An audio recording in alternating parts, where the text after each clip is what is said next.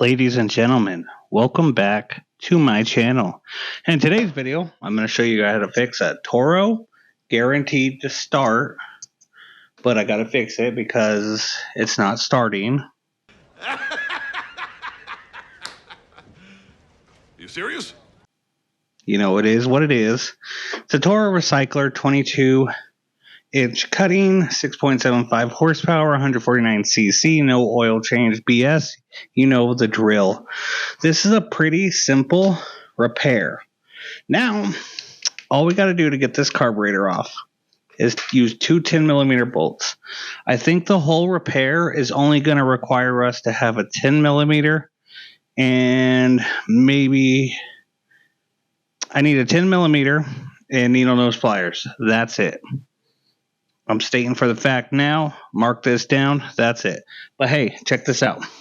If you're brand new to this channel, subscribe because I post videos on how to do small engine repair and I show you guys and answer your questions. So if you want to leave a comment, even if it's not about this lawnmower, I might be able to answer that for you. So without further ado, ladies and gentlemen, let's get right into work. And don't forget to like the video. Okay, so I got my 10mm.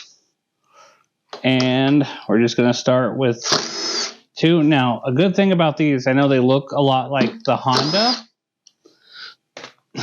But the good thing about Toro is they were smart enough to put this carburetor on studs. So when you take this off, it all just doesn't come down, which is a plus. You can remove this if you want. I'm going to do it for video purposes. Just throw that over there. This is where our needle nose pliers come into place. Oh, you know what? I lied. I'm going to need to clamp this because it's full of gas. So, and as always, if you just want to replace your carburetor or replace anything on this, you can go ahead and check out the links in the description.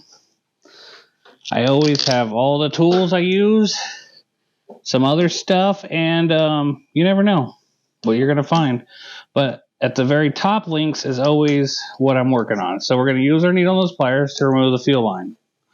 First things first, I want to make sure that fuel is flowing. And I'm getting a phone call. Hang on. Okay, where were we? Okay, so we got the fuel line off. Got clamped. It's still pouring. And now we can just slightly pull on this carburetor. And it should come up like that to where we can move it. Pull up the throttle and the spring. Now this part, ladies and gentlemen, this is where the fun happens. Two ways we can do this. We can pull out the choke butterfly, pull this out, and we don't have to mess with the whole... no, we can't because it's connected there too, isn't it? Oh boy, we're going to have to remove the top. So in order to remove the top, it looks like it's going to be 3 10mm bolts on the top of the machine here. Right. 1, 2, 3. So pull those 3 little bolts off there. Now this top part should come off nice and beautiful. Don't lose these. You can just leave them on there. It's not going to hurt nothing. Now, to take off the automatic choke, 2 10mm bolts right here. I don't know if you guys seen that. 1, 2. Perfect. Isn't that perfect? Now this little guy's going to come up. And from there, we're just going to finagle this thing right out of here without breaking it. Actually, we could just pull the whole carburetor off. And put the carburetor back on for a second. And let's see what dropped. Something dropped. But now we got the carburetor off. So now we can clean it. So lightly pull up the gasket on the front. Put that aside. Don't want to lose that. Carburetor.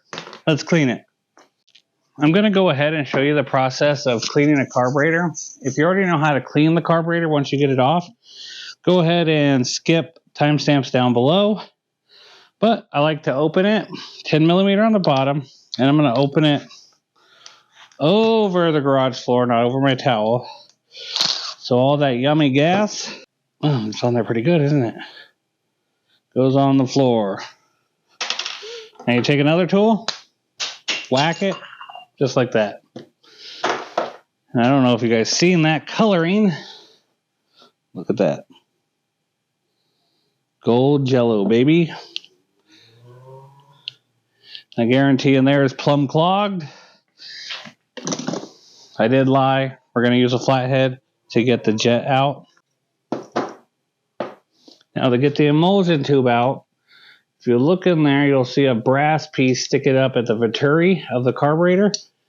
You just tap it with your screwdriver downwards and you bang it out. Now when it goes back in, this part that has two rings around it, that's always going to go down. So the part that has one ring around it is going to go up. So there we go. Now you do not have to take off. Depends on how bad you want to clean this. You do not have to take that off, the float and the needle. That's good. 90% of the time, this is the main problem, this jet, this little piece right here. That's going to be your problem. This one does have a idle jet. I don't think I need to clean that. If I'm being honest, let me check. Yeah, the main thing is just cleaning this. Now the best way to do that is you got a set of these, which I've recommended 100 times. These are thin needles. You can use guitar string or whatever you have that's real thin to fit in the hole of the jet. And you could do this without even taking this off. But these have little grooves so you can actually clean out and open up that hole there. So that hole is nice and open now. So now what you're going to do is take a little carburetor cleaner. Just clean out that.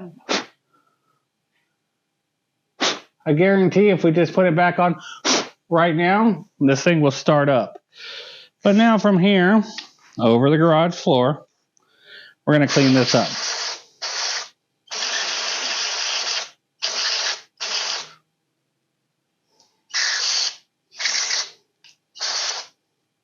Anytime you see a hole,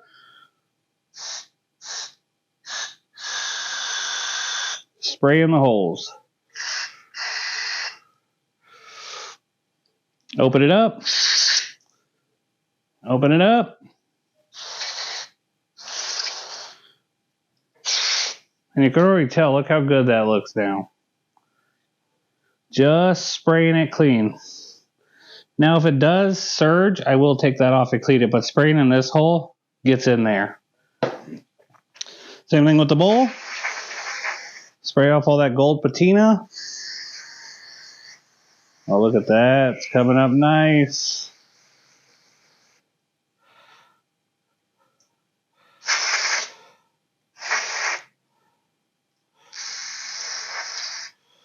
Doesn't have to be perfect, but look how much better that looks.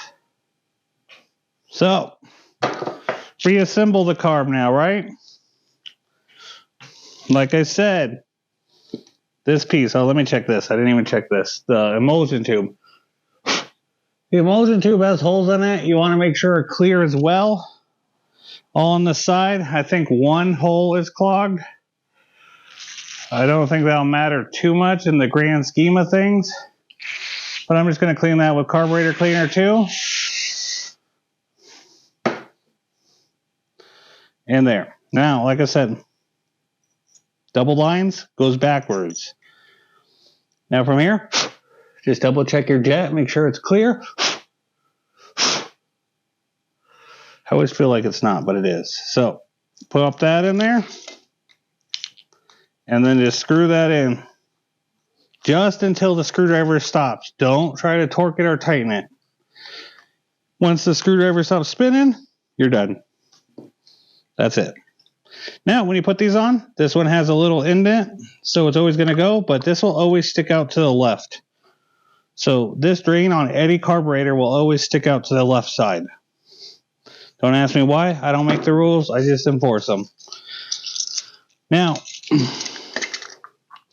if you're smart, you wouldn't lose your cap here. And that goes on like that. Now this you tighten up. That's tight. I think it's good to go. Let's put it back on the machine, shall we? and then fire this up. I got you guys at a bit of a higher angle here so we can see the whole thing. It's a little hot out here, even though it's, oh no, I hate when I do that. Yeah. Okay, remember we had two 10mm bolts on our choke. Good news is we do not have to put the top back on right away to finish putting all this back together. So for video purposes now, we're going to leave the top off. And I'll show you guys how to put the rest back on. So pull the carburetor out a bit. Slap that throttle linkage back in. Put that spring back in the little hole. Perfect. Beautiful. Your gasket's got to go back on. Make sure it's on the right way. That's wrong. I'm doing it backwards, so bear with me. There we go. Now from there, we're just going to check everything. Looking good, looking good. Put our fuel line back on. As soon as I put the fuel line on any mower, I always let gas go into it now. Because I want to make sure I have no leaks. Make sure we didn't damage that gasket anywhere. Make sure we didn't not screw it in all the way. No, just better safe than sorry. So we can put our air tube back on. So far everything's looking good.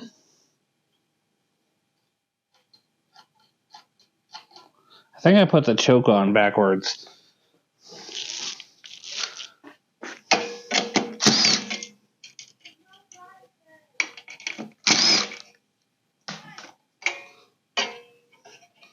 Hey-o.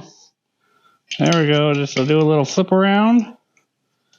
That's perfect.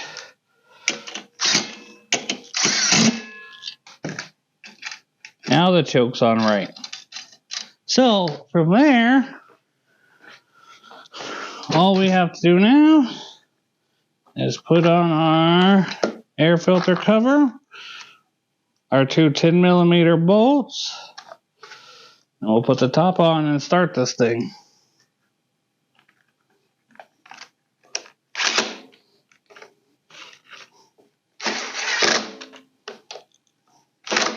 And as you guys seen so far, live time, no leaks.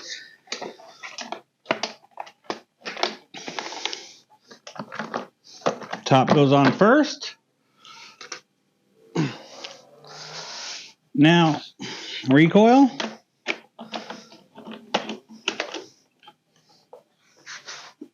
Three 10mm.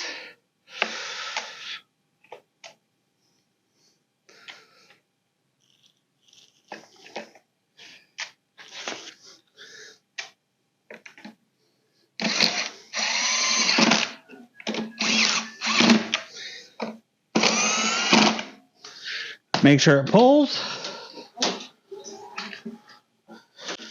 Yep, pulling good, pulling good.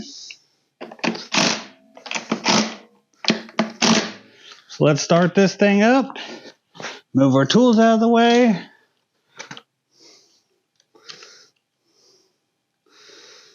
And she should just fire right up, if I'm being honest.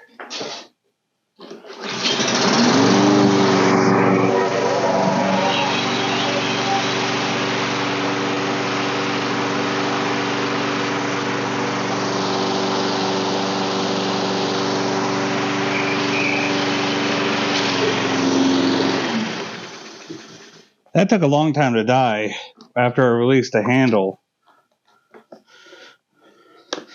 So, start it up again. Make sure the self-drive works this time.